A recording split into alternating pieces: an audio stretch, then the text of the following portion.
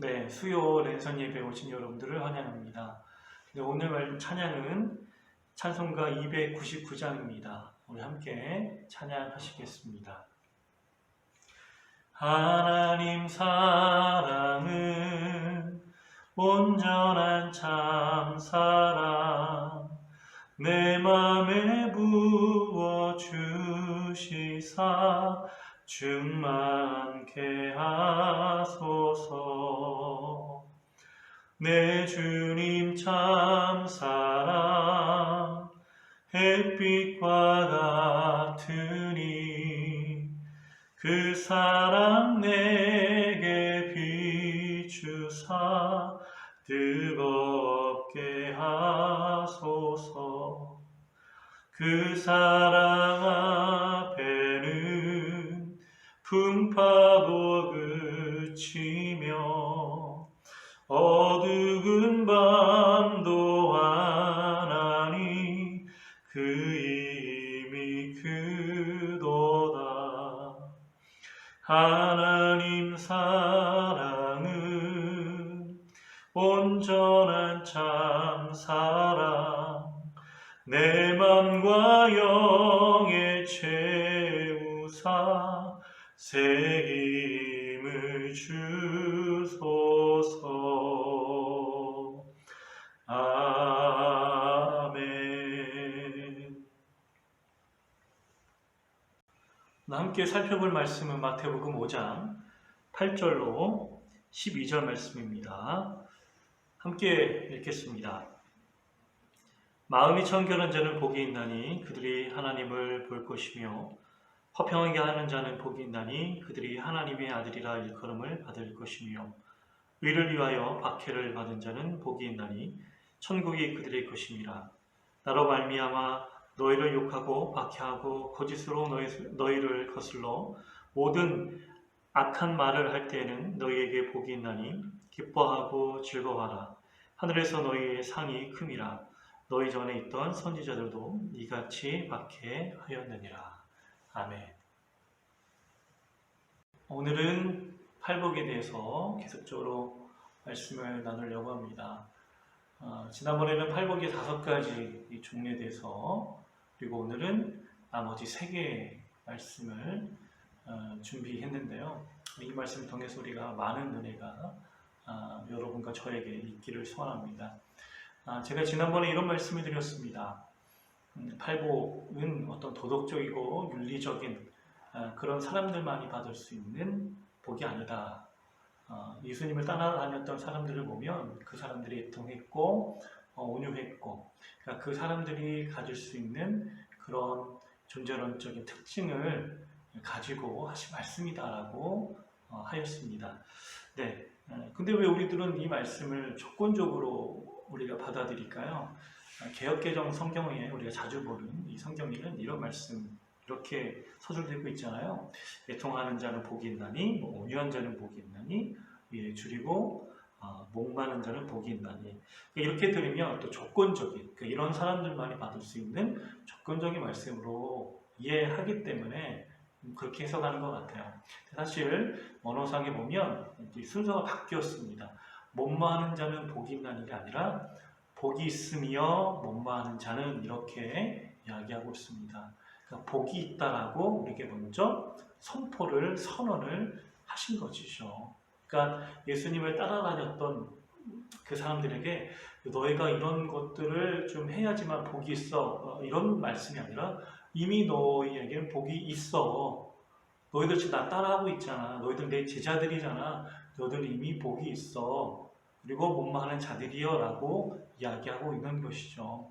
그러므로 여러분, 이 말씀을 나도 이 복에 참여할 수 있고 동참할 수 있다 라고 이해하시는 게 더욱 올바른 이 말씀의 해석이라고 말씀드릴 수 있을 것 같아요.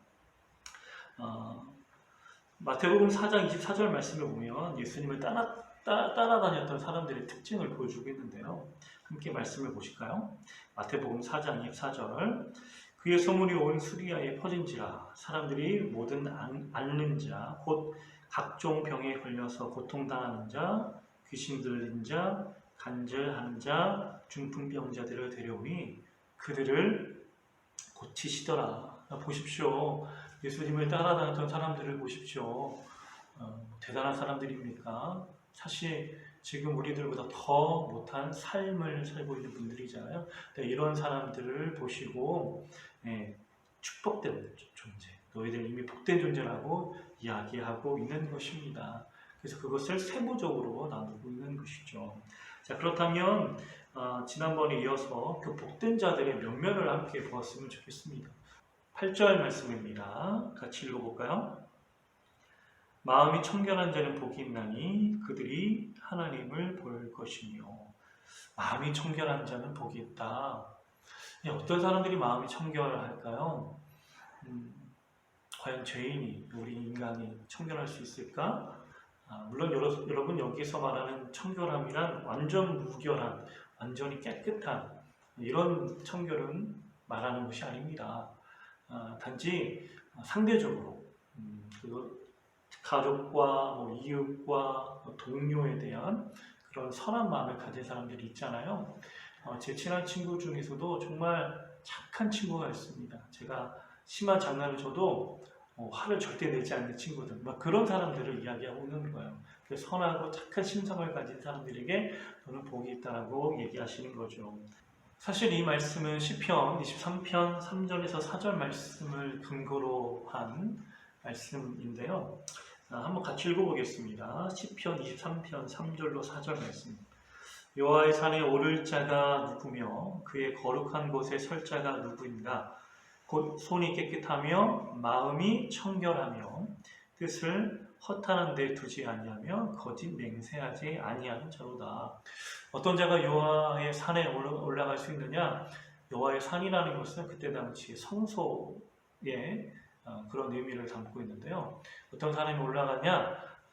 깨끗하고 마음이 청결한 자들. 그러니까 이 공동체 사회 안에서 그리스도의 또 하나님의 백성된 자답게 사는, 선하게 사는 자들에게 그 산에 올라가서 하나님을 만날 수 있다라고 이야기하고 있는 것이죠. 그렇게 마음 깨끗하면 하나님을 볼 수 있습니다. 우리 마음이 악하면 하나님을 볼 수 없고요. 그 말씀을 우리들에게 지금 선언하고 있는 것입니다. 그러므로 여러분, 선한 마음을 가지려고 노력하십시오. 물론 우리가 믿음으로 구원받는 것 맞습니다. 그렇지만 믿음으로 구원받는 자답게 선한 마음과 선한 행동으로 산다면 우리는 그 삶의 곳곳 어느 때든지, 내가 살고 있는 어느 때든지 어느 곳에든지 하나님을 만날 수 있다는 것입니다. 우리 9절 말씀을 같이 읽어보겠습니다. 화평하게 하는 자입니다. 화평하게 하는 자는 복이 있나니 그들이 하나님의 아들이라 일컬음을 받을 것이며. 사람들끼리 모이면 끼리끼리 문화가 있습니다.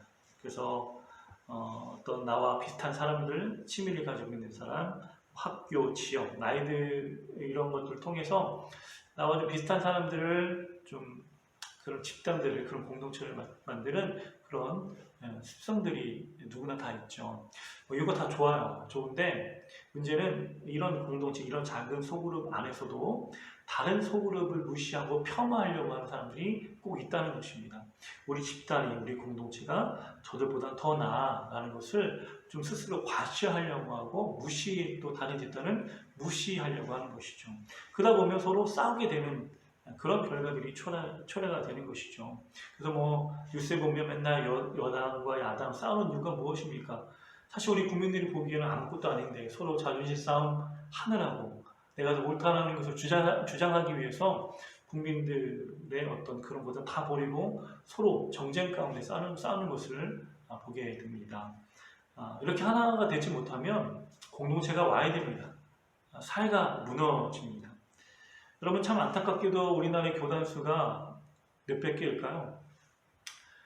대부분 잘 모릅니다. 저도 잘 모릅니다. 어떤 사람들은 300개, 어떤 사람들은 500개. 이 교단 수를 정말 정확히 아는 사람은 하나님밖에 없다라는 이런 농담도 지금 이렇게 있는데요. 왜 이렇게 분열되고 싸우고 있을까요? 그러다 보니 세상 사람들이 왜 교회를 더 경외하고 특별하게 못 느낄까요? 왜냐하면 교회 안에서도 이런 갈등과 다툼이 존재하기 때문에 특별히 우리의 그 교회에 대한 매력이 점점 사라지는 것 같아요. 여러분, 이렇게 싸우고 이렇게 분열하는데 어떻게 우리가 하나님의 자녀라고 말할 수 있을까요? 그래서 예수님께서 이렇게 말씀하십니다. 요한복음 13장 35절 말씀에 너희가 서로 사랑하면 이로써 모든 사람이 너희가 내 제자인 줄 아니라. 우리가 예수 그리스도의 제자다, 우리가 하나님의 자녀다 라는 것을 밝히 드러내려면 사랑하는 것입니다. 또 오늘 말씀처럼 화평하게 하는 자 복이 있나니 하나님의 아들로 하나님의 자녀로 일컬음 받을 것이요. 이 말씀처럼 사랑하고 화평하게 만든다면 우리가 예수님의 제자고 하나님의 아들, 하나님의 자녀라는 것이 이 세상 가운데 드러나게 된다는 것이죠. 여러분, 분열과 반목에 지금 점점 이 사회가 지금 엎어지고 있는데 우리가 더욱더 이러한 자세로, 사랑의 자세, 화평의 자세로 나간다면 우리가 하나님께서 우리에게 복을 더욱더 주실 줄 믿습니다. 그런 복이 우리에게 임했으면 좋겠어요. 마지막으로 10절 말씀을 읽어보겠습니다. 10절 말씀, 의를 위하여 박해를 받는 자 복이 있나니 천국이 그들의 것이니라. 11절 12절 말씀도 10절과 연관되어 있는 말씀입니다. 마지막으로 살펴볼 마지막으로 우리에게 주어진 이 복음, 의를 위하여 핍박받는 자입니다. 여러분 여기서 의라는 것은 예수님으로 말미암아 욕을 받고 박해받고 거짓으로 악한 말을 받을 때라를 이야기하고 있습니다. 저번에도 제가 이야기했지만 어떤 의라는 것은 사람들마다 제각각 생각이 다르지 않습니까? 그래서 여러분 오늘 여기서 의를 위해서 핍박받는 것은 내가 생각하고 있는, 내가 가지고 있는 의를 위해서 핍박받는 것이 아니라 바로 예수님을 위해서 핍박받는 자를 이야기하는 것이에요. 여러분, 예수님께서 의에 줄이고 목마른 자들에게 예수님 나 자신이 의라고 이야기하십니다. 그러나 세상은 그것을 노라고 하죠. 왜일까요? 예수님께서 행하신 의의 결정체가 무엇입니까? 칼이었습니까? 검이었습니까? 누구를 싸워서 이기고 정복하고 깃발을 세우는 것이었습니까? 사람들이 생각하는 의는 그것입니다. 제각각 달리하는 의가 있죠. 근데 그것을 내가 이겨서 내 의의 깃발을 세우는 것, 그것이 사람들이 추구하는 의의 방식입니다. 그런데 예수님께서 그런 방식이 아니었죠. 내가 의인데, 예수님께서 의 자체인데 그분은 어떻게 의를 이루셨는가? 바로 십자가에서 의를 이루셨다는 것입니다. 인간의 모든 불의와 모든 오염을 어떤 생각, 어떤 관념, 어떤 주장을 내세우는 것이 아니라 바로 십자가라는 그 안에서 인간의 모든 것들을, 모든 죄악들을 씻겨내셨다는 것이죠. 놀랍지 않습니까? 예수님의 행한 방식이 바로 십자가라는 거예요. 그래서 여러분, 우리가 예수님의 의를 이 땅 가운데 실천하려고 할 때는요, 우리는 어떤 진영에서, 양측에서 비판을 받게 될 것입니다. 흔히 말하는 진보와 보수 안에서 우리는 비판을 받을 수밖에 없어요. 네. 얘기합니다. 넌 좌파니? 넌 우파니? 아니, 우리는 뭐라고 얘기합니까? 주파다, 주파. 주님을 따르는 주님의 파. 때때로 우리가 진보해, 때때로 우리는 보수의 입장을 가질 수 있는 것이죠. 그리고 그것을 이뤄내는 방식은 세상과 결단코 다르다는 것입니다. 그럼 여러분, 우리가 예수님의 말씀을 쫓아 살아갈 때는요, 우리는 세상에서 비판 받을 수밖에 없습니다. 그렇지만 그 비판을 받을 때 무엇입니까? 천국이 우리 것이라고 이야기하고 있습니다. 하나님의 통치가 우리 가운데 임한다는 것이죠. 여러분, 하나님은 이렇듯 우리에게 세상과는 전혀 다른 복을 우리들에게 선사해 주십니다. 네, 이렇게 해서 8가지 팔복의 말씀을 마무리했는데요. 이 팔복의 말씀을 짧은 시간에 다 다룬다는 것은 불가능합니다. 그래서 제가 이번에 초점을 맞춘 것은 팔복, 받는 복 이런 것이 아니라 이 팔복에 초대된 사람들을 함께 나누고 싶었습니다. 팔복에 초대된 사람들의 특징을 한마디로 정리하면 이렇습니다. 단순한 삶을 사는 사람들. 단순한 삶은 무엇일까요? 무가치하는 것을 추구하지 않고 따라가지 않는 사람들이라는 겁니다. 무가치하다는 것. 여러분, 사람들이 얼마나 무가치한 것을 따라다니고 있습니까? 그것이 내 영혼을 풍성하게 하고 이롭게 한다는 것으로 착각하고 있는 거예요. 근데 여러분, 단순한 삶을 사는 사람들은 아닙니다. 어떤 것이 나를 더욱더 풍성하게 하고 이롭게 하는지 분명히 알고 있습니다. 그러니까 다 버리는 것이죠. 예수님의 제자들 보십시오. 예수님이 그들을 부르셨을 때에 그들은 이렇게 반응합니다. 그물과 배를 다 버려둡니다. 심지어 가루들까지도 다 버립니다. 오해하지 마십시오. 다 버리라는 얘기가 아닙니다. 그러나 정말 중요할 때 진리를 위해서라면 심지어 그것들조차 다 버릴 수 있다는 것이죠. 사도 바울도 이렇게 고백하죠. 내가 예수님을 가장 고상히 여겨서 내가 추구하고 내가 쫓았던 그 모든 것들 다 배설물로 여겼다. 여러분, 이겁니다. 이것이 바로 단순한 삶을 사는 사람들입니다. 그렇죠? 여러분, 저와 여러분 어떻습니까? 우리들은 얼마나 세속적인 성공과 욕망을 위해서 기도하고 열심히 달리십니까? 우리 다시 한번 생각의 전환들이 일어났으면 좋겠습니다. 단순한 삶. 보통은 그것이 화려해 보이지 않고 세상 사람들이 추구해 보이지 않는 것이지만 사실 이 속에 이 비밀이 있는 것이죠. 보화가 숨겨져 있는 것이죠. 여러분, 오늘 내가 단순한 삶을 살겠다고 다시 한번 결단했으면 좋겠습니다. 하나님께서 주시는 그 복을 내가 누리겠다고 내가 결심했으면 좋겠습니다. 그래서 우리가 우리 모든 허물과 욕심을 내려놓고 단순한 삶으로 하나님이 주시는 참된 복을 누리는 저와 여러분 되시기를 주님의 이름으로 축복합니다. 기도하겠습니다. 하나님, 2주 동안 팔복의 말씀을 함께 나누면서 우리가 어떤 존재인지 어떤 것을 추구하며 살아가야 되는지 보게 해주시니 감사를 드립니다.